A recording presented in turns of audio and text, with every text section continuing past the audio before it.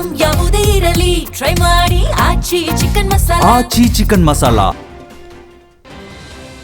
ರಾಜ್ಯದಲ್ಲಿ by election ಅಖಾಡ ದಿನೇ ದಿನೇ ಕುತೂಹಲಕ್ಕೆ ಕಾರಣವಾಗ್ತಿದೆ.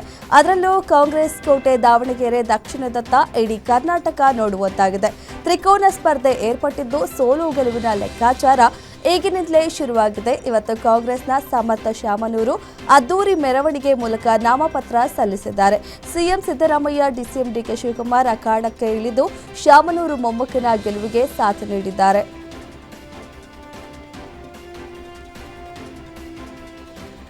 ಇನ್ನು ನಾಮಪತ್ರ ಸಲ್ಲಿಕೆ ಬಳಿಕ ಸಿಎಂ ಸಿದ್ದರಾಮಯ್ಯ ಮಾತನಾಡಿ, ನಾವು ಆ ಜಾತಿ ಈ ಜಾತಿ ಅಂತ ನೋಡಿಲ್ಲ, ಎಲ್ಲರನ್ನ ಒಳಗೊಂಡಿರುವ ಪಕ್ಷ ಎಂದರೆ ಕಾಂಗ್ರೆಸ್ ಪಕ್ಷ. ಬೈ ಎಲೆಕ್ಷನ್ ದಿಕ್ಸೂಚಿ ಎಂದು ಬಿಜೆಪಿ ನಾಯಕರು ಹೇಳಿದ್ದಾರೆ. ಬಸವರಾಜ ಬೊಮ್ಮಾಯಿ ಮಗ ಕುಮಾರಸ್ವಾಮಿ ಸೋತಾಗ ಆಗ ದಿಕ್ಸೂಚಿ ಆಗಲಿಲ್ಲವೇ? ಅಷ್ಟಕ್ಕೂ ಬಿಜೆಪಿ ಗೆಲ್ಲೋದೇ ಇಲ್ಲ ಅಂತ ಸಿಎಂ ಗುಡುಗಿದ್ದಾರೆ. ಇನ್ನು ಡಿಸಿಎಂ ಡಿಕೆ ಶಿವಕುಮಾರ್ ಮಾತನಾಡಿ, ಅಲ್ಪಸಂಖ್ಯಾತರಿಗೆ ಟಿಕೆಟ್ ನೀಡುವ ಕುರಿತು ಚರ್ಚೆ ಆಗಿದೆ. ಮುಸ್ಲಿಂ ಬಾಂಧವರ ಪರ ಕಾಂಗ್ರೆಸ್ ನಿಂತಿದೆ. ಮುಂದೆ ಬೇರೆ ಬೇರೆ ಅವಕಾಶ ನೀಡ್ತೇವೆ ಎಂದಿದ್ದಾರೆ.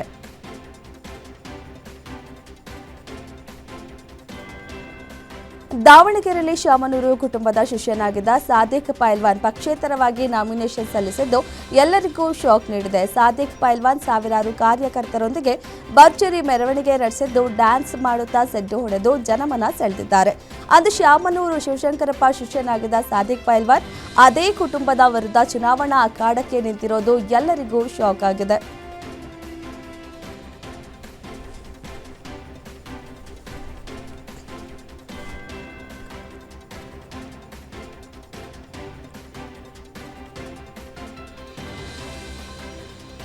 ಏಪ್ರಿಲ್ 9ರಂದು ನಡೆಯಲಿರುವ ದಾವಣಗೆರೆ ಉಪಚುನಾವಣೆಗೆ ಬಿಜೆಪಿ ಅಭ್ಯರ್ಥಿ ಶ್ರೀನಿವಾಸ ದಾಸ ಕರಿಯಪ್ಪ ನಾಮಪತ್ರ ಸಲ್ಲಿಸಿದರು.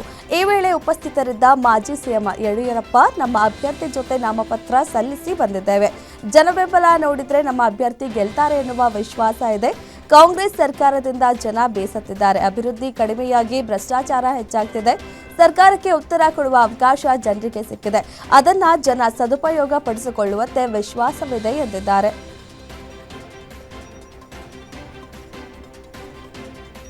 ರಾಜ್ಯದಲ್ಲಿ ಬೈ ಎಲೆಕ್ಷನ್ ನಾಮಿನೇಷನ್ ಭರಾಟೆ ಜೋರಾಗಿದ್ದು, ಕಾವೇರಿ ಉಪಚುನಾವಣೆಗೆ ಬಾಗಲಕೋಟೆ ಬಿಜೆಪಿ ಅಭ್ಯರ್ಥಿ ವೀರಣ್ಣ ಚರಂತಿಮಠ ನಾಮಪತ್ರ ಸಲ್ಲಿಸಿದ್ದಾರೆ. ಉಪವಿಭಾಗೀಯ ಕಚೇರಿಯಲ್ಲಿ ನಾಮಪತ್ರ ಸಲ್ಲಿಸುವ ವೇಳೆ ಕೇಂದ್ರ ಸಚಿವ ಪ್ರಹ್ಲಾದ್ ಜೋಶಿ, ರಾಜ್ಯಾಧ್ಯಕ್ಷ ಬಿವ ವಿಜಯೇಂದ್ರ, ಗೋವಿಂದ ಕಾರಜೋಳ, ಸಂಸದ ಜಗದೀಶ್ ಶೆಟ್ಟರ್ ಸೇರಿ ಹಲವರು ಉಪಸ್ಥಿತರಿದ್ದರು.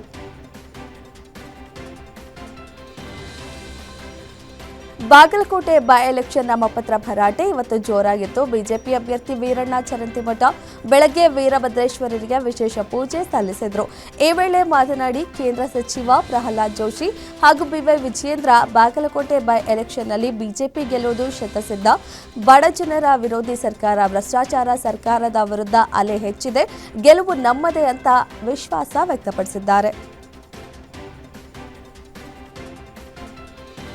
ಬಿಜೆಪಿ ಸದಸ್ಯರ ತೀವ್ರ ವಿರೋಧ ಸಭಾತ್ಯಾಗದ ನಡುವೆಯೇ ಗ್ರಾಮ ಪಂಚಾಯಿತಿ, ತಾಲೂಕ್ ಪಂಚಾಯಿತಿ, ಜಿಲ್ಲಾ ಪಂಚಾಯಿತಿ ಚುನಾವಣೆಗಳಲ್ಲಿ ಇವಿಎಂ ಬದಲಿಗೆ ಬ್ಯಾಲೆಟ್ ಪತ್ರ ಬಳಸಲು ಅನುವಾಗುವ ಕರ್ನಾಟಕ ಗ್ರಾಮ ಸ್ವರಾಜ್ ಪಂಚಾಯತ್ ರಾಜ್ ತಿದ್ದುಪಡಿ ವಿಧೇಯಕ ವಿಧಾನಸಭೆಯಲ್ಲಿ ಅಂಗೀಕಾರಗೊಂಡಿದೆ. ಬಿಜೆಪಿ ಸದಸ್ಯರ ಅನುಪಸ್ಥಿತಿಯಲ್ಲೇ ವಿಧೇಯಕ ಅಂಗೀಕಾರವಾಗಿದೆ. ಅನಿಲ್ ಕುಂಬ್ಳೆ ಸರ್ಕಲ್ನಲ್ಲಿ ರಿಕ್ಕಿ ರೈ ಕಾರು ಡ್ರಿಫ್ಟಿಂಗ್ ಕೇಸ್ಗೆ ಸಂಬಂಧಿಸಿದಂತೆ ಕಬ್ಬನ್ ಪಾರ್ಕ್ ಪೊಲೀಸರ ನಡೆಗೆ ಸಾರ್ವಜನಿಕರು ಆಕ್ರೋಶ ಹೊರಹಾಕಿದ್ದಾರೆ. ದುರ್ಬಲರು ವೀಲಿಂಗ್ ಮಾಡಿದ್ರೆ ಕೇಸ್ ಹಾಕುವ ಪೊಲೀಸರು, ಹಣವಂತರು ಕಾರ್ ಡ್ರಿಫ್ಟಿಂಗ್ ಮಾಡಿದ್ರೆ ರಾಜ ಮರ್ಯಾದೆ ನೀಡಿ ಹಿಂಬಾಗಿಲಿನಿಂದ ಬಿಟ್ಟು ಕಳಿಸ್ತಾರೆ. ಆದರೆ ಮುತ್ತಪ್ಪ ರೈ ಪುತ್ರ ರಿಕ್ಕಿಗೆ ರಾಜ ಮರ್ಯಾದೆ ಕೊಟ್ಟಿದ್ಯಾಕೆ ಎಂದು ಸಾರ್ವಜನಿಕರು ಆಕ್ರೋಶ ಹೊರಹಾಕಿದ್ದಾರೆ. ರಿಕ್ಕಿ ರೈ ಲ್ಯಾಂಬೋರ್ಗಿನಿ ಡ್ರಿಫ್ಟಿಂಗ್ ಪ್ರಕರಣಕ್ಕೆ ಸಂಬಂಧಿಸಿದಂತೆ ರಿಕ್ಕಿ ರೈ ಪರ ವಕೀಲ ನಾರಾಯಣ್ ಸ್ವಾಮಿ ಜಿ ಪ್ರತಿಕ್ರಿಯೆ ನೀಡಿದ್ದಾರೆ. ಭಾರತಕ್ಕೆ ಬಂದ ಮರುದಿನವೇ ಈ ಘಟನೆ ಆಗಿದೆ. ಕಾರಿನಲ್ಲಿ ಬ್ರೇಕ್ ತೊಂದರೆ ಆಗಿತ್ತು, ಆ ಕಾರಣದಿಂದ ಹಾಗಾಗಿದೆ. ರಿಕ್ಕಿ ರೈ ಯಾವುದೇ ಡ್ರಿಫ್ಟಿಂಗ್ ಮಾಡಿಲ್ಲ, ಡ್ರೈವರ್ ಮಾಡಿರೋದು. ಯಾಕೆ ರಿಕ್ಕಿ ರೈ ಅವರನ್ನ ಟಾರ್ಗೆಟ್ ಮಾಡ್ತಿದ್ದೀರಾ ಗೊತ್ತಿಲ್ಲ ಎಂದು ರಿಕ್ಕಿ ರೈ ಪರ ವಕೀಲ ನಾರಾಯಣ ಸ್ವಾಮಿ ಪ್ರತಿಕ್ರಿಯೆ ನೀಡಿದ್ದಾರೆ. 3 ವರ್ಷಗಳಿಂದ ಕ್ಲೋಸ್ ಆಗಿದ್ದ ಲೇಡೀಸ್ ಬಾರ್ ರೀಓಪನ್ಗೆ ಹೈಕೋರ್ಟ್ ಗ್ರೀನ್ ಸಿಗ್ನಲ್ ನೀಡಿದೆ. ಮಹಿಳೆಯರು ಕಾನೂನುಬದ್ಧ ವ್ಯಾಪಾರಕ್ಕೆ ಹೈಕೋರ್ಟ್ ಅಸ್ತು ಎಂದಿದ್ದು, ಬಾರ್ನಲ್ಲಿ ಮಹಿಳೆಯರನ್ನ ಕೆಲಸಕ್ಕೆ ನೇಮಿಸಿಕೊಳ್ಳಬಹುದು ಎಂದು ಕೋರ್ಟ್ ಸೂಚಿಸಿದೆ. ಅಲ್ಲದೆ ಮಹಿಳೆಯರು ಬಾರ್ನಲ್ಲಿ ಸಪ್ಲೈಯರ್ ಆಗಿ ಕೆಲಸ ಮಾಡುವುದಕ್ಕೆ ತೊಂದರೆ ನೀಡದಂತೆ ಸೂಚನೆ ನೀಡಿದೆ. ಕರ್ನಾಟಕ, ಆಂಧ್ರಪ್ರದೇಶ, ತೆಲಂಗಾಣ 3 ರಾಜ್ಯಗಳಲ್ಲಿ ಹಾಂಗ್ಕಾಂಗ್ ಮೂಲದ ಕಂಪನಿ ವಿರುದ್ಧ 1,000 ಕೋಟಿ ವಂಚನೆ ಆರೋಪ ಕೇಳಿಬಂದಿದೆ. Vihaan direct selling company franchise QNet ಎಂಬ ಹಾಂಗ್ಕಾಂಗ್ ಮೂಲದ ಮಲ್ಟಿ ನ್ಯಾಷನಲ್ ಮಾರ್ಕೆಟಿಂಗ್ ಕಂಪನಿಯು ಟೆಕ್ಕಿಗಳು, ಬಿಸಿನೆಸ್ ಮ್ಯಾನ್ಗಳು, ಗೃಹಿಣಿಯರನ್ನೇ ಟಾರ್ಗೆಟ್ ಮಾಡಿ ಲಾಭದ ಆಮಿಷವೊಡ್ಡಿ ವಂಚನೆ ಮಾಡಿದ್ದಾರೆ. ಸದ್ಯ ಹೈದರಾಬಾದ್ ಪೊಲೀಸ್ ಕಮಿಷನರ್ ನೇತೃತ್ವದಲ್ಲಿ ಕಾರ್ಯಾಚರಣೆ ನಡೆಸಿ ಬೆಂಗಳೂರಿನ ಲೇಡಿ ಟೆಕ್ಕಿ ಸೇರಿ 32 ಆರೋಪಿಗಳನ್ನು ಬಂಧಿಸಿದ್ದಾರೆ. ಮಧ್ಯಪ್ರಾಚ್ಯದಲ್ಲಿ ನಡೆಯುತ್ತಿರುವ ಸಂಘರ್ಷದಿಂದಾಗಿ ಎಲ್ಪಿಜಿ ಸಿಲಿಂಡರ್ ಅಭಾವ ದಿನೇ ದಿನೇ ಹೆಚ್ಚಾಗ್ತಲೇ ಇದೆ. ರಾಜ್ಯದ ವಿವಿಧ ಜಿಲ್ಲೆಗಳಲ್ಲಿ ಏಜೆನ್ಸಿಗಳ ಮುಂದೆ ಜನರು ಕ್ಯೂ ನಿಂತು ಸಿಲಿಂಡರ್ ಪಡೆಯಲು ಪರದಾಡ್ತಿದ್ದಾರೆ. ಇತ್ತ ಹೋಟೆಲ್ ಉದ್ಯಮಕ್ಕೆ ಶಾಕ್ ಮೇಲೆ ಶಾಕ್ ಎದುರಾಗ್ತಿದೆ. ವಾಣಿಜ್ಯ ಸಿಲಿಂಡರ್ಗಳ ಪೂರೈಕೆಯಲ್ಲಿ ಕೊರತೆ ಹಾಗೂ ತಾರತಮ್ಯ ನಡೆಯುತ್ತಿದೆ ಎಂದು ಆರೋಪಿಸಿ ರಾಜ್ಯ ಹೋಟೆಲ್ಗಳ ಸಂಘ ಸಲ್ಲಿಸಿದ ರಿಟ್ ಅರ್ಜಿಯನ್ನು ಹೈಕೋರ್ಟ್ ವಜಾಗೊಳಿಸಿದೆ. ಯುದ್ಧದ ಪರಿಣಾಮ ರಾಜ್ಯದಲ್ಲಿ ಅಡುಗೆ ಅನಿಲಕ್ಕೆ ಸಂಬಂಧಿಸಿ ಉಂಟಾಗಿರುವ ಕೊರತೆ ಹಿನ್ನೆಲೆಯಲ್ಲಿ ವಾಣಿಜ್ಯ ಬಳಕೆದಾರರಿಗೆ ಪ್ರತಿದಿನದ ಬೇಡಿಕೆಯಂತೆ 20% ಸಿಲಿಂಡರ್ ಪೂರೈಕೆ ಮಾಡಲಾಗುವುದು. ಕಾಳಸಂತೆ ಮಾರಾಟ ತಡೆಗೆ ವಾಣಿಜ್ಯ ಬಳಕೆದಾರರು ಗೇಲ್ ಸಂಸ್ಥೆಯಲ್ಲಿ ನೋಂದಣಿ ಮಾಡಿಕೊಳ್ಳುವುದು ಕಡ್ಡಾಯ ಎಂದು ಸಚಿವ ಕೆಎಚ್ ಮುನಿಯಪ್ಪ ಹೇಳಿದರು. ಮಧ್ಯಪ್ರಾಚ್ಯ ಯುದ್ಧದಿಂದಾಗಿ ಅನಿಲ ಸಿಲಿಂಡರ್ನ ತೀವ್ರ ಅಭಾವ ಎದುರಿಸುತ್ತಿದ್ದ ಹೋಟೆಲ್ ಉದ್ಯಮ ಇಂದಿನಿಂದ ಸ್ವಲ್ಪ ನಿರಾಳವಾಗಲಿದೆ. ಯಾಕೆಂದರೆ ದಿನಕ್ಕೆ 10,000 ಸಿಲಿಂಡರ್ ಸರಬರಾಜು ಮಾಡುವುದಾಗಿ ಆಹಾರ ಇಲಾಖೆ ಭರವಸೆ ನೀಡಿದ್ದು, ಇದನ್ನು ಬೆಂಗಳೂರು ಹೋಟೆಲ್ಗಳ ಸಂಘ ಸ್ವಾಗತಿಸಿದೆ. ಕೇಂದ್ರ ಸರ್ಕಾರ 50% ಸಿಲಿಂಡರ್ ಸರಬರಾಜು ಮಾಡುವಂತೆ ಸೂಚಿಸಿದ್ದು, ಈ ಹಿನ್ನೆಲೆಯಲ್ಲಿ ಇಂದಿನಿಂದ 10,000 ಸಿಲಿಂಡರ್ ಪೂರೈಕೆಯಾಗಲಿವೆ. ಮಲೆನಾಡು ಶಿವಮೊಗ್ಗದಲ್ಲಿ ಮತ್ತೆ ಮಳೆಯ ಆರ್ಭಟ ಶುರುವಾಗಿದೆ. ಗುಡುಗು ಸಿಡಿಲು ಸಹಿತ ಭಾರೀ ಮಳೆಯಾಗಿದ್ದು, ಬಿಸಿಲ ಝಳದಿಂದ ಕಂಗೆಟ್ಟಿದ್ದ ಮಲೆನಾಡಿಗರಿಗೆ ವರುಣ ದೇವ ತಂಪೆರೆದಿದ್ದಾನೆ. ಹೊಳಲೂರು, ಹೊಳೆಹೊನ್ನೂರು ಭಾಗದಲ್ಲಿ ಆಲಿಕಲ್ಲು ಮಳೆಯಾಗಿದ್ದು, ಒಂದೆಡೆ ಸಂತಸವಾದರೆ ಮತ್ತೊಂದೆಡೆ ರೈತರಿಗೆ ಆತಂಕ ಶುರುವಾಗಿದೆ. ಧಾರವಾಡದಲ್ಲಿ ಬಿಸಿಲಿನ ತಾಪಮಾನಕ್ಕೆ ಕಂಗಾಲಾಗಿದ್ದ ಜನರಿಗೆ ವರುಣರಾಯ ತಂಪೆರೆದಿದ್ದಾನೆ. ನಗರ ಸೇರಿದಂತೆ ಜಿಲ್ಲೆ ಸೇರಿದಂತೆ ಅರ್ಧ ಗಂಟೆ ಸುರಿದ ಹಲವು ಗ್ರಾಮಗಳಲ್ಲಿ ಸುರಿದ ಧಾರಾಕಾರ ಮಳೆಗೆ ರಸ್ತೆ ಸಂಚಾರ ಅಸ್ತವ್ಯಸ್ತವಾಗಿದೆ. ಕಳೆದ ವಾರದಿಂದ ಬಿಸಿಲಿನ ಬೇಗೆಗೆ ಕಂಗಾಲಾಗಿದ್ದ ಜನರಿಗೆ ವರುಣರಾಯ ತಂಪೆರೆದಿದ್ದಾನೆ. ಹಾವೇರಿಯ ರಾಣಿಬೆನ್ನೂರಿನಲ್ಲಿ ವರುಣಾರ್ಭಟಕ್ಕೆ ಬಿರುಗಾಳಿ ಸಹಿತ ಮಳೆಗೆ ವಿದ್ಯುತ್ ಕಂಬಗಳು ಧರೆಗೆ ಉರುಳಿವೆ. ಮರ ಹಾಗೂ ವಿದ್ಯುತ್ ಕಂಬಗಳು ರಸ್ತೆಗೆ ಬಿದ್ದು ಭಾರೀ ಅನಾಹುತವೇ ತಪ್ಪಿದೆ. ದೋ ಎಂದು ಸುರಿದ ಮಳೆಗೆ ರಾಣಿಬೆನ್ನೂರು ಸ್ತಬ್ಧವಾಗಿದ್ದು, ವಿದ್ಯುತ್ ಸಂಪರ್ಕ ಕಡಿತಗೊಂಡು ಜನಜೀವನ ಅಸ್ತವ್ಯಸ್ತವಾಗಿದೆ. ವಾಯುಭಾರ ಕುಸಿತದ ಪರಿಣಾಮ ಮುಂದಿನ 4 ದಿನಗಳವರೆಗೆ ಆಂಧ್ರಪ್ರದೇಶದ ವಿವಿಧೆಡೆ ಗುಡುಗು ಸಹಿತ ಸಾಧಾರಣ ಮಳೆಯಾಗುವ ಸಾಧ್ಯತೆ ಇದೆ ಎಂದು ಮುನ್ಸೂಚನೆ ನೀಡಿದೆ. ಶ್ರೀಕಾಕುಳಂ, ವಿಜಯನಗರ, ಪಾರ್ವತಿಪುರಂ, ಮಾನ್ಯಂ, ಏಲೂರು ಜಿಲ್ಲೆಗಳ ಎನ್ಟಿಆರ್ ಹಾಗೂ ಏಲೂರು ಸುತ್ತಮುತ್ತಲಿನ ಹಲವೆಡೆ ಗುಡುಗು ಸಹಿತ ಸಾಧಾರಣ ಮಳೆಯಾಗುವ ಸಂಭವವಿದೆ ಎಂದು ರಾಜ್ಯ ವಿಪತ್ತು ನಿರ್ವಹಣಾ ಪ್ರಾಧಿಕಾರ ಎಚ್ಚರಿಕೆ ನೀಡಿದೆ. ಪ್ರಧಾನಿ ಮೋದಿ ಅವರು ಭಾರತದಲ್ಲಿ ಸಾಕಷ್ಟು ರಸಗೊಬ್ಬರ ಸಂಗ್ರಹವಿದೆ ಎಂದು ರೈತರಿಗೆ ಭರವಸೆ ನೀಡಿದ್ದಾರೆ. ಮಧ್ಯಪ್ರಾಚ್ಯ ಯುದ್ಧದಿಂದ ಎಲ್ಪಿಜಿ, ಪೆಟ್ರೋಲ್ ಮತ್ತು ರಸಗೊಬ್ಬರಗಳ ಮೇಲೆ ಪರಿಣಾಮ ಬೀರಿದ್ರೂ ರೈತರಿಗೆ ಯಾವುದೇ ತೊಂದರೆಯಾಗಲು ಬಿಡುವುದಿಲ್ಲ ಎಂದಿದ್ದಾರೆ. ಜಾಗತಿಕ ಆರ್ಥಿಕತೆಯ ಮೇಲಿನ ಯುದ್ಧದ ದುಷ್ಪರಿಣಾಮಗಳ ಬಗ್ಗೆ ಕಳವಳ ವ್ಯಕ್ತಪಡಿಸಿದ ಅವರು, ಪೂರೈಕೆ ಸರಪಳಿಯನ್ನು ಸುಸ್ಥಿತಿಯಲ್ಲಿ ಇಡಲು ಸರ್ಕಾರ ಬದ್ಧವಾಗಿದೆ ಎಂದು ತಿಳಿಸಿದ್ದಾರೆ. ಮಧ್ಯಪ್ರಾಚ್ಯದಲ್ಲಿ ನಡೆಯುತ್ತಿರೋ ಯುದ್ಧದ ಪರಿಣಾಮವನ್ನು ದೀರ್ಘಕಾಲದ ಪರಿಣಾಮ ಎದುರಿಸಬೇಕಾಗುತ್ತದೆ ಎಂದು ಪ್ರಧಾನಿ ನರೇಂದ್ರ ಮೋದಿ ಎಚ್ಚರಿಸಿದ್ದಾರೆ. ಈ ಯುದ್ಧದಿಂದ ಜಗತ್ತಿನಲ್ಲಿ ಸೃಷ್ಟಿಯಾದ ಕಠಿಣ ಪರಿಸ್ಥಿತಿಗಳು ದೀರ್ಘಕಾಲದವರೆಗೆ ಶಾಶ್ವತ ಪರಿಣಾಮಗಳನ್ನು ಬೀರುವ ಸಾಧ್ಯತೆ ಇದೆ. ಆದ್ದರಿಂದ ನಾವು ಸಿದ್ಧರಾಗಿರಬೇಕು. ಕೋವಿಡ್ ವೇಳೆ ನಾವು ಒಗ್ಗಟ್ಟಿನಿಂದ ಅಂತಹ ಸವಾಲುಗಳನ್ನು ಎದುರಿಸಿದ್ದೇವೆ. ಈಗ ಮತ್ತೆ ಸಿದ್ಧರಾಗಿರಬೇಕು ಎಂದು ಹೇಳಿದ್ದಾರೆ. 41 ದೇಶಗಳಿಂದ ಇಂಧನವನ್ನು ಆಮದು ಮಾಡಿಕೊಳ್ತಿದ್ದೇವೆ ಎಂದು ಪ್ರಧಾನಿ ನರೇಂದ್ರ ಮೋದಿ ಹೇಳಿದ್ದಾರೆ. ಲೋಕಸಭೆಯಲ್ಲಿ ಮಾತನಾಡಿದ ಅವರು, ಮೊದಲು ನಾವು 27 ರಾಷ್ಟ್ರಗಳಿಂದ ಆಮದು ಮಾಡಿಕೊಳ್ತಿದ್ದೆವು. ಈಗ ನಾವು 41 ದೇಶಗಳಿಂದ ಇಂಧನವನ್ನು ಆಮದು ಮಾಡಿಕೊಳ್ಳುತ್ತೇವೆ. ತೈಲ, ಅನಿಲ ಮತ್ತು ರಸಗೊಬ್ಬರಗಳನ್ನು ಸಾಗಿಸುವ ಟ್ಯಾಂಕರ್ಗಳು ಭಾರತಕ್ಕೆ ಸುರಕ್ಷಿತವಾಗಿ ತಲುಪುವುದನ್ನು ಖಚಿತಪಡಿಸಿಕೊಳ್ಳಲು ಪ್ರಯತ್ನಗಳು ನಡೆಯುತ್ತಿವೆ ಎಂದು ತಿಳಿಸಿದರು. ಪ್ರಧಾನಿ ನರೇಂದ್ರ ಮೋದಿ ಇಂದು ಲೋಕಸಭಾ ಅಧಿವೇಶನದಲ್ಲಿ ಮಾತನಾಡಿದ್ದು, ವಾಣಿಜ್ಯ ಹಡಗುಗಳ ಮೇಲಿನ ದಾಳಿಗಳು ಮತ್ತು ಹಾರ್ಮೋನ್ ಜಲಸಂಧಿಯಂತಹ ಪ್ರಮುಖ ಜಾಗತಿಕ ಹಡಗು ಮಾರ್ಗಗಳಲ್ಲಿನ ಅಡಚಣೆಗಳು ಸ್ವೀಕಾರಾರ್ಹವಲ್ಲ ಎಂದು ಹೇಳಿದ್ದಾರೆ. ಇದೇ ವೇಳೆ ಭಾರತದ ಇಂಧನ ಮತ್ತು ವ್ಯಾಪಾರ ಭದ್ರತೆಗಾಗಿ ಸಮುದ್ರ ಕಾರಿಡಾರ್ನ ಕಾರ್ಯತಂತ್ರದ ಮಹತ್ವವನ್ನು ಅವರು ಒತ್ತಿ ಹೇಳಿದ್ದಾರೆ. ಪಶ್ಚಿಮ ಏಷ್ಯಾ ಸಂಘರ್ಷದ ವೇಳೆ ದೇಶದ ಮೇಲಾಗುವ ಪ್ರತಿಕೂಲ ಪರಿಣಾಮಗಳ ಬಗ್ಗೆ ಕೇಂದ್ರ ಸರ್ಕಾರ ಸತತ ನಿಗಾ ವಹಿಸುತ್ತಿದ್ದು, ಪ್ರಧಾನಿ ನರೇಂದ್ರ ಮೋದಿ ಅವರು ಹಿರಿಯ ಸಚಿವರು ಮತ್ತು ಅಧಿಕಾರಿಗಳೊಂದಿಗೆ ತುರ್ತು ಸಭೆ ನಡೆಸಿ ಮಹತ್ವದ ಚರ್ಚೆ ನಡೆಸಿದ್ದಾರೆ. ದೇಶದ ಸದ್ಯದ ಪರಿಸ್ಥಿತಿ ಅವಲೋಕಿಸಿದ ಪ್ರಧಾನಿ ಭವಿಷ್ಯದಲ್ಲಿ ಭಾರತದ ಮೇಲಾಗುವ ಪರಿಣಾಮ ಹಾಗೂ ಸರ್ಕಾರ ಜನಹಿತಕ್ಕಾಗಿ ಕೈಗೊಳ್ಳಬಹುದಾದ ಪರ್ಯಾಯ ಕ್ರಮಗಳ ಬಗ್ಗೆ ಚರ್ಚೆ ನಡೆಸಿದರು. ಅಲ್ಲದೆ ಕೇಂದ್ರ ಹಿರಿಯರ ಸಚಿವರುಗಳ ತಂಡ ಸಹ ರಚಿಸಿದ್ದಾರೆ. ಪಶ್ಚಿಮ ಏಷ್ಯಾದಲ್ಲಿ ಇರುವ ಪರಿಸ್ಥಿತಿ ಆತಂಕ ಮೂಡಿಸುವಂತಿದೆ. ಜಾಗತಿಕವಾಗಿ ಇದರ ಪರಿಣಾಮ ಆಗ್ತಿದೆ ಎಂದು ಪ್ರಧಾನಿ ನರೇಂದ್ರ ಮೋದಿ ಹೇಳಿದ್ದಾರೆ. ಲೋಕಸಭೆಯಲ್ಲಿ ಈ ಪರಿಸ್ಥಿತಿ ಬಗ್ಗೆ ಮಾತನಾಡಿದ ನರೇಂದ್ರ ಮೋದಿ, ಜನರಿಗೆ ತೊಂದರೆ ಆಗದೇ ಇರುವಂತೆ ನೋಡಿಕೊಳ್ಳುವುದು ಸರ್ಕಾರಕ್ಕೆ ಆದ್ಯತೆ ಆಗಿದೆ ಎಂದು ಅವರು ಹೇಳಿದ್ದಾರೆ. ಮಧ್ಯಪ್ರಾಚ್ಯ ಸಂಘರ್ಷ ವಿಚಾರದಲ್ಲಿ ಕಾಂಗ್ರೆಸ್ ಮತ್ತೊಮ್ಮೆ ಪ್ರಧಾನಿ ನರೇಂದ್ರ ಮೋದಿ ಅವರನ್ನ ಟೀಕಿಸಿದೆ. ಸ್ವಯಂ ಘೋಷಿತ ವಿಶ್ವಗುರು ಪಶ್ಚಿಮ ಏಷ್ಯಾದಲ್ಲಿನ ಬಿಕ್ಕಟ್ಟನ್ನು ನಿಭಾಯಿಸಲು ಭಾರತ ಈ ವರ್ಷ ಆಯೋಜಿಸಿರುವ ಬ್ರಿಕ್ಸ್ ಪ್ಲಸ್ ಶೃಂಗಸಭೆಯನ್ನ ಏಕೆ ಮುನ್ನಡೆಸುತ್ತಿಲ್ಲ ಎಂದು ಪ್ರಶ್ನಿಸಿದೆ. ಇರಾನ್ ಸಂಘರ್ಷದ ವಿರುದ್ಧ ಮಾತನಾಡಲು ಪ್ರಧಾನಿ ನರೇಂದ್ರ ಮೋದಿ ಅವರು ಹಿಂದೇಟು ಹಾಕಿದ್ದಾರೆ. ಇದಕ್ಕೆ ಕಾರಣ ಡೊನಾಲ್ಡ್ ಟ್ರಂಪ್ ಮತ್ತು ಬೆಂಜಮಿನ್ ನೆತನ್ಯಾಹು ಅವರನ್ನ ವಿರೋಧಿಸಲು ಮೋದಿ ಅವರು ಬಯಸುವುದಿಲ್ಲ ಎಂದು ಕಿಡಿಕಾರಿದ್ದಾರೆ. ಪಶ್ಚಿಮ ಏಷ್ಯಾದಲ್ಲಿ ನಡೆಯುತ್ತಿರುವ ಸಂಘರ್ಷ ಮತ್ತು ಅದರ ಪರಿಣಾಮಗಳ ಬಗ್ಗೆ ಸಂಸತ್ನಲ್ಲಿ ಪ್ರಧಾನಿ ಮೋದಿ ಅವರು ನೀಡಿದ ಹೇಳಿಕೆಯಲ್ಲಿ ಹೊಸದೇನೂ ಇಲ್ಲ. ಈ ಕುರಿತು ಎಲ್ಲಾ ಕಡೆಯವರು ತಮ್ಮ ಅಭಿಪ್ರಾಯಗಳನ್ನು ಹಂಚಿಕೊಳ್ಳಲು ಸಂಸತ್ನಲ್ಲಿ ಸುದೀರ್ಘವಾಗಿ ಚರ್ಚೆ ನಡೆಯಲಿ ಎಂದು ಕಾಂಗ್ರೆಸ್ ಸಂಸದೆ ಪ್ರಿಯಾಂಕಾ ಗಾಂಧಿ ಒತ್ತಾಯಿಸಿದ್ದಾರೆ. ದೇಶದ ರೈತರ ಸಂಪೂರ್ಣ ಸಾಲ ಮನ್ನಾ ಮಾಡುವ ಯಾವುದೇ ಪ್ರಸ್ತಾಪ ಕೇಂದ್ರ ಸರ್ಕಾರದ ಮುಂದಿಲ್ಲ ಎಂದು ಸಂಸತ್ನಲ್ಲಿ ಕೇಂದ್ರ ವಿತ್ತ ಸಚಿವೆ ನಿರ್ಮಲಾ ಸೀತಾರಾಮನ್ ಸ್ಪಷ್ಟಪಡಿಸಿದ್ದಾರೆ.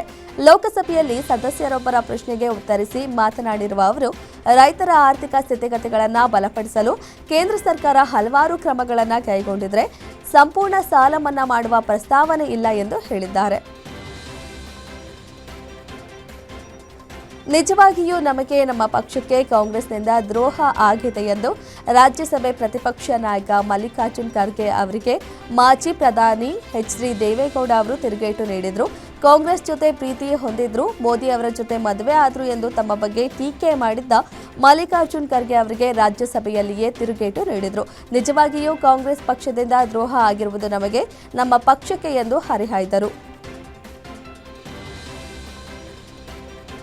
ದೇಶದ ರಾಜಕೀಯದಲ್ಲಿ ಮಹಿಳಾ ಮೀಸಲಾತಿ ಪ್ರಮಾಣ ಹೆಚ್ಚುಗೊಳಿಸುವ ಪ್ರಕ್ರಿಯೆಗೆ ವೇಗ ಸಿಕ್ಕಿದೆ. 2011ರ ಜನಗಣತಿ ಪ್ರಕಾರವೇ ಮಹಿಳಾ ಮೀಸಲಾತಿ ನಿಗದಿಯಾಗಲಿದೆ. ಆಗ ಮಹಿಳಾ ಮೀಸಲಾತಿಯ ಪ್ರಕಾರ 273 ಸ್ಥಾನಗಳು ನಿಗದಿಯಾಗುವ ಸಾಧ್ಯತೆ ಇದೆ ಎನ್ನಲಾಗುತ್ತಿದೆ. 2029ರ ಚುನಾವಣೆಗೆ ದೇಶದ ಲೋಕಸಭಾ ಕ್ಷೇತ್ರಗಳ ಸಂಖ್ಯೆಯು 816ಕ್ಕೆ ಹೆಚ್ಚಾಗಲಿದ್ದು, ಪ್ರತಿ ಲೋಕಸಭೆ ಹಾಗೂ ವಿಧಾನಸಭೆಗಳಲ್ಲಿ ಸೀಟ್ ಸಂಖ್ಯೆ ಶೇಕಡಾ 50ರಷ್ಟು ಹೆಚ್ಚಾಗಲಿದೆ. ಅಸ್ಸಾಂ ವಿಧಾನಸಭಾ ಚುನಾವಣೆಗೂ ಮುನ್ನ ಬಿಜೆಪಿಗೆ ಬಿಗ್ ಶಾಕ್ ಎದುರಾಗಿದೆ. ಟಿಕೆಟ್ ನಿರಾಕರಿಸಿದ್ದರಿಂದ ಸಚಿವೆ ನಂದಿತಾ ಗೋರ್ಲೋಸಾ ಕಾಂಗ್ರೆಸ್ ಪಕ್ಷಕ್ಕೆ ಸೇರ್ಪಡೆಯಾಗಿದ್ದಾರೆ. ನಂದಿತಾ ಗೋರ್ಲೋಸಾ ಈಗ ದಿಮಾ ಹಸಾವೋ ಜಿಲ್ಲೆಯ ಹಾಂಫ್ಲಾಂಗ್ ಸ್ಥಾನದಿಂದ ಚುನಾವಣೆಯಲ್ಲಿ ಸ್ಪರ್ಧಿಸಲಿದ್ದಾರೆ ಎಂದು ಕಾಂಗ್ರೆಸ್ ಘೋಷಿಸಿದೆ. ನಂದಿತಾ ಗೋರ್ಲೋಸಾ ಅವರು 2022ರಿಂದ ಮುಖ್ಯಮಂತ್ರಿ ಹಿಮಂತ ಬಿಸ್ವಾ ಶರ್ಮಾ ನೇತೃತ್ವದ ಸರ್ಕಾರದಲ್ಲಿ ಸಂಸ್ಕೃತಿ ಇಲಾಖೆಯ ಸಚಿವೆಯಾಗಿ ಸೇವೆ ಸಲ್ಲಿಸಿದ್ದಾರೆ.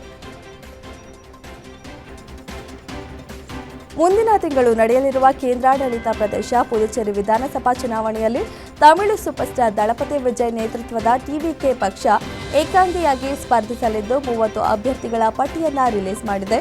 ಟಿವಿಕೆಯ 30 ಅಭ್ಯರ್ಥಿಗಳ ಪಟ್ಟಿಯಲ್ಲಿ 2 ಮಹಿಳೆಯರಿಗೆ ಅವಕಾಶ ನೀಡಿದೆ. ಪಂಚರಾಜ್ಯ ಚುನಾವಣೆಗಳ ರಾಜ್ಯಗಳಲ್ಲಿ ಎನ್ಡಿಎ ಮೈತ್ರಿ ಪಕ್ಷಗಳ ಸೀಟು ಹಂಚಿಕೆ ಮಾತುಕತೆ ತೀವ್ರಗೊಂಡಿದೆ. ಇದೀಗ ತಮಿಳುನಾಡಿನಲ್ಲಿ ಎನ್ಡಿಎ ಮೈತ್ರಿ ಪಕ್ಷಗಳ ಸಭೆ ನಡೆಸಿ ಸೀಟು ಹಂಚಿಕೆ ಅಂತಿಮಗೊಳಿಸಿದೆ. 234 ಸ್ಥಾನಗಳ ಪೈಕಿ ಬಿಜೆಪಿಗೆ ಸ್ಪರ್ಧೆ ಮಾಡಲು ಸಿಕ್ಕಿದ ಸೀಟು ಕೇವಲ 27 ಮಾತ್ರ. ಎಐಎಡಿಎಂಕೆ ಜೊತೆಗಿನ ಮೈತ್ರಿ ಮುನ್ನೆಲೆಗೆ ಬಂದಿತ್ತು. ಇದೀಗ ಎಐಎಡಿಎಂಕೆ ಹೆಚ್ಚು ಸೀಟು ಪಡೆದುಕೊಂಡಿದೆ. ಕೋಲ್ಕತ್ತಾ ಮೆಟ್ರೋ ರೈಲು ಯೋಜನೆಯ ಕಾರಿಡಾರ್ ನಿರ್ಮಾಣ ಕಾರ್ಯದಲ್ಲಿ ಅಡ್ಡಿಯಾಗ್ತಿರುವ ಪಶ್ಚಿಮ ಬಂಗಾಳ ಸರ್ಕಾರವನ್ನು ಸುಪ್ರೀಂ ಕೋರ್ಟ್ ತರಾಟೆಗೆ ತೆಗೆದುಕೊಂಡಿದೆ. ಜನರಿಗೆ ಪ್ರಯೋಜನವಾಗುವ ಅಭಿವೃದ್ಧಿ ಕೆಲಸಗಳಲ್ಲಿ ರಾಜಕೀಯ ಮಾಡಬಾರದು ಎಂದು ಬುದ್ಧಿವಾದ ಹೇಳಿತು. ಮೆಟ್ರೋ ಕಾರಿಡಾರ್ ವಿರುದ್ಧ ಪಶ್ಚಿಮ ಬಂಗಾಳ ಸರ್ಕಾರ ಸಲ್ಲಿಸಿದ್ದ ಅರ್ಜಿಯನ್ನು ನ್ಯಾಯಮೂರ್ತಿಗಳ ಪೀಠವು ವಿಚಾರಣೆ ನಡೆಸಲು ನಿರಾಕರಿಸಿತು.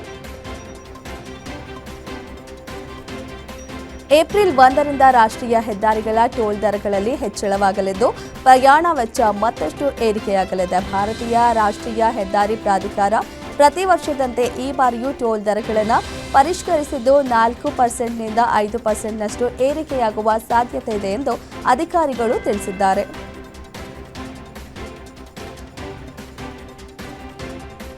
ಮಧ್ಯಪ್ರಾಚ್ಯ ಯುದ್ಧದಿಂದಾಗಿ ಭಾರತೀಯ ಷೇರು ಮಾರುಕಟ್ಟೆಯಲ್ಲಿ ತೀವ್ರ ಕುಸಿತ ಕಂಡಿದೆ. ಸೆನ್ಸೆಕ್ಸ್ 1700 ಪಾಯಿಂಟ್ ಹಾಗೂ ನಿಫ್ಟಿ 50 412 ಪಾಯಿಂಟ್ಗಳ ಕುಸಿತ ಅನುಭವಿಸಿವೆ. 2 ದಿನಗಳ ರಜೆ ಬಳಿಕ ಸೋಮವಾರ ಮಾರುಕಟ್ಟೆ ಓಪನ್ ಆಯಿತು. ಮಾರುಕಟ್ಟೆ ತೆರೆದಿದ್ದಂತೆ ಬ್ಲಡ್ ಬಾತ್ ಮುಂದುವರೆದಿದೆ. ಸೆನ್ಸೆಕ್ಸ್ 1786.87 ಪಾಯಿಂಟ್ ಅಥವಾ 2.47% ಕುಸಿದು 77,722.73ಕ್ಕೆ ತಲುಪಿದೆ. ನಿಫ್ಟಿ 580.55 ಪಾಯಿಂಟ್ಗಳು ಅಥವಾ 2.51% ಕುಸಿದು 22,530.55ಕ್ಕೆ ತಲುಪಿದೆ. ಹಾರ್ಮೋಸ್ ಜಲಸಂಧಿ ಬಿಕ್ಕಟ್ಟು ಆಮದುಗಳ ಮೇಲೆ ಪರಿಣಾಮ ಬೀರಿರುವುದರಿಂದ ಭಾರತ 10 ಕೆಜಿ ಎಲ್ಪಿಜಿ ಪೂರೈಕೆ ಯೋಜನೆ ಜಾರಿಗೆ ಮುಂದಾಗಿದೆ. ಭಾರತದ ಸರ್ಕಾರಿ ಸ್ವಾಮ್ಯದ ತೈಲ ಮಾರುಕಟ್ಟೆ ಕಂಪನಿಗಳು ಮನೆಗಳಿಗೆ ಎಲ್ಪಿಜಿ ಮರುಪೂರಣ ಪ್ರಮಾಣವನ್ನು ಕಡಿಮೆ ಮಾಡುವ ಯೋಜನೆಯನ್ನು ಅನ್ವೇಷಿಸುತ್ತಿವೆ ಎಂದು ವರದಿಯಾಗಿವೆ. ಹಾರ್ಮೋಸ್ ಜಲಸಂಧಿಯಿಂದ ಭಾರತದತ್ತ 2 ಎಲ್ಪಿಜಿ ಹಡಗುಗಳು ಬರ್ತಿದ್ದು ಗ್ಯಾಸ್ ಅಭಾವದ ನಡುವೆ ಗುಡ್ ನ್ಯೂಸ್ ಸಿಕ್ಕಿದೆ. ಮಧ್ಯಪ್ರಾಚ್ಯದಲ್ಲಿ ಉದ್ವಿಗ್ನತೆ ನೆಲೆಸಿರುವ ಬೆನ್ನಲ್ಲೇ ಪರ್ಷಿಯನ್ ಕೊಲ್ಲಿಯಲ್ಲಿ ಸಿಲುಕಿಕೊಂಡಿದ್ದ ಭಾರತದ ಧ್ವಜ ಹೊತ್ತ ಮತ್ತಷ್ಟು ಎಲ್ಪಿಜಿ ಟ್ಯಾಂಕರ್ಗಳು ತಾಯ್ನಾಡಿನತ್ತ ತಮ್ಮ ಪ್ರಯಾಣ ಆರಂಭಿಸಿವೆ. ಹಡಗುಗಳ ಟ್ರ್ಯಾಕಿಂಗ್ ಡೇಟಾ ಮಾಹಿತಿ ನೀಡಿರುವ ಪ್ರಕಾರ ಪೈನ್ ಗ್ಯಾಸ್ ಮತ್ತು ಜಗ್ ವಸಂತ ಹೆಸರಿನ 2 ಎಲ್ಪಿಜಿ ಟ್ಯಾಂಕರ್ಗಳು ಒಟ್ಟೊಟ್ಟಿಗೆ ಸಾಗುತ್ತಿವೆ.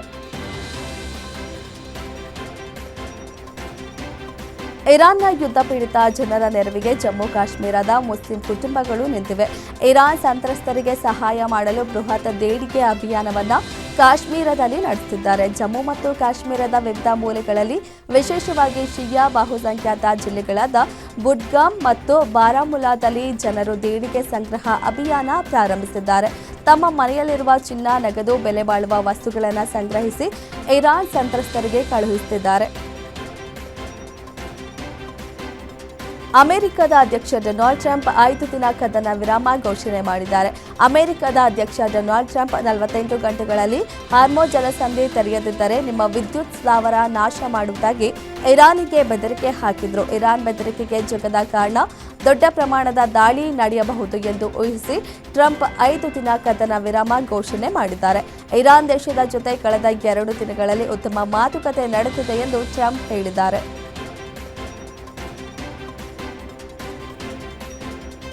ಮಧ್ಯಪ್ರಾಚ್ಯದಲ್ಲಿ 24 ದಿನಗಳಿಂದ ನಡೆಯುತ್ತಿರೋ ಇರಾನ್, ಇಸ್ರೇಲ್ ಮತ್ತು ಅಮೆರಿಕ ಯುದ್ಧ ಅಂತ್ಯವಾಗುವ ಎಲ್ಲಾ ಲಕ್ಷಣಗಳು ಕಾಣ್ತಿವೆ. ಇರಾನ್ ಕೊಟ್ಟ ಏಟಿಗೆ ಡೊನಾಲ್ಡ್ ಟ್ರಂಪ್ ಸುಸ್ತಾದಂತೆ ಕಾಣಿಸ್ತಿದೆ.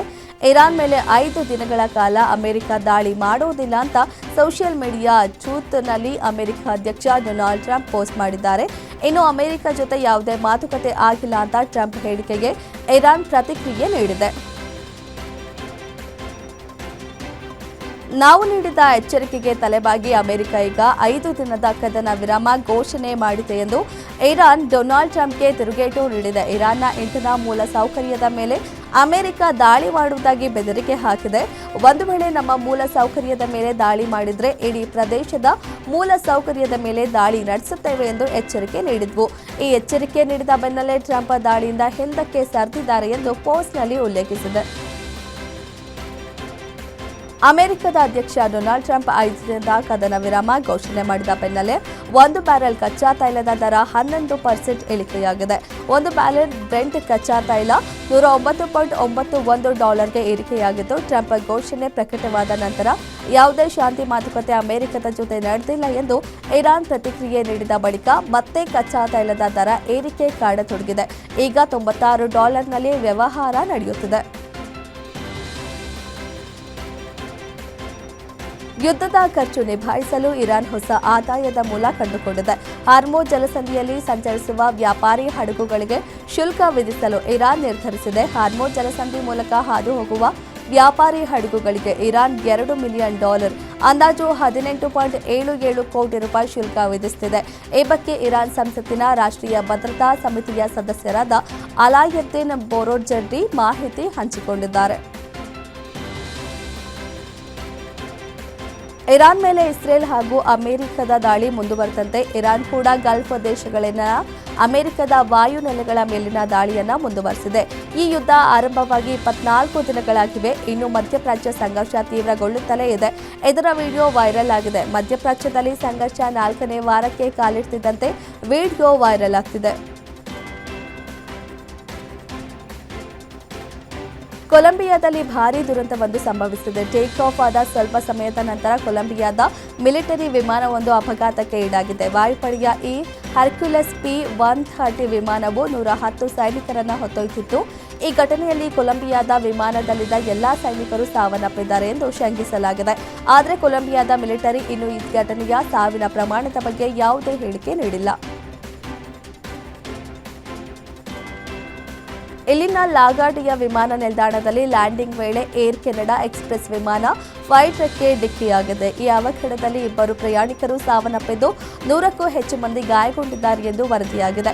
ಕೆನಡಾದ ಮಾಂಟ್ರಿಯಲ್‌ನಿಂದ ಬರ್ತಿದ್ದ ಏರ್ ಕೆನಡಾ ಎಕ್ಸ್‌ಪ್ರೆಸ್ CRJ-900 ವಿಮಾನವು ರನ್ವೇ 4ರಲ್ಲಿ ಲ್ಯಾಂಡ್ ಆಗಿತ್ತು. ಈ ವೇಳೆ ರನ್ವೇನಲ್ಲೇ ಫೈರ್ ಟ್ರಕ್ಗೆ ವಿಮಾನ ಡಿಕ್ಕಿಯಾಗಿದೆ.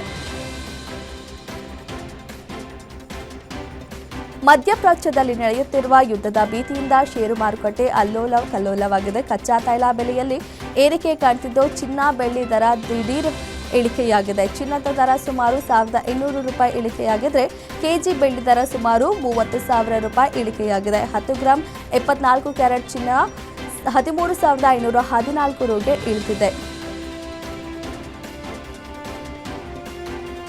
ಬಹುನಿರೀಕ್ಷಿತ ಐಪಿಎಲ್ನ 19ನೇ ಆವೃತ್ತಿಯ ಟೂರ್ನಿ ಮಾರ್ಚ್ 28ಕ್ಕೆ ನಗರದ ಚಿನ್ನಸ್ವಾಮಿ ಕ್ರೀಡಾಂಗಣದಲ್ಲಿ ಚಾಲನೆ ಸಿಗಲಿದೆ. ಇದಕ್ಕಾಗಿ ಹಾಲಿ ಚಾಂಪಿಯನ್ ಆರ್ಸಿಬಿ ಭರ್ಜರಿ ಅಭ್ಯಾಸ ನಡೆಸಿದೆ. ಮಾರ್ಚ್ 22ರ ಭಾನುವಾರ ಚಿನ್ನಸ್ವಾಮಿ ಕ್ರೀಡಾಂಗಣದಲ್ಲಿ ನಡೆದ ತಂಡದ ಮೊದಲ ಅಭ್ಯಾಸ ಪಂದ್ಯದಲ್ಲಿ ವಿರಾಟ್ ಕೊಹ್ಲಿ, ಜಿತೇಶ್ ಶರ್ಮಾ, ಟೀಮ್ ಡೇವಿಡ್ ಮತ್ತು ವೆಂಕಟೇಶ್ ಅಯ್ಯರ್ ಸ್ಫೋಟಕ ಬ್ಯಾಟಿಂಗ್ ನಡೆಸಿದರು. MS ಧೋನಿ ಅವರ ಐಪಿಎಲ್ ನಿವೃತ್ತಿ ಕುರಿತಂತೆ ಆಗಾಗ ಊಹಾಪೋಹಗಳು ಹರಿದಾಡ್ತಿದ್ದಾವೆ. 2026ರ ಐಪಿಎಲ್ ಆವೃತ್ತಿ ಅವರ ಕೊನೆಯ ಸೀಸನ್ ಆಗುವ ಸಾಧ್ಯತೆ ಇದೆ ಎನ್ನಲಾಗಿದೆ. ಆದರೆ ಧೋನಿ ತಮ್ಮ ಅಭಿಮಾನಿಗಳಿಗೊಂದು ಸಂತಸದ ಸುದ್ದಿ ನೀಡಿದ್ದಾರೆ. ತಾವು 60 ವರ್ಷದವರೆಗೂ ಐಪಿಎಲ್ ಆಡಲು ಪ್ರಯತ್ನಿಸುತ್ತೇನೆ ಎಂದು ಹೇಳಿದ್ದಾರೆ. ಧೋನಿ ಅವರ ಈ ಹೇಳಿಕೆ ಸಾಮಾಜಿಕ ಜಾಲತಾಣದಲ್ಲಿ ಭಾರೀ ವೈರಲ್ ಆಗಿದೆ.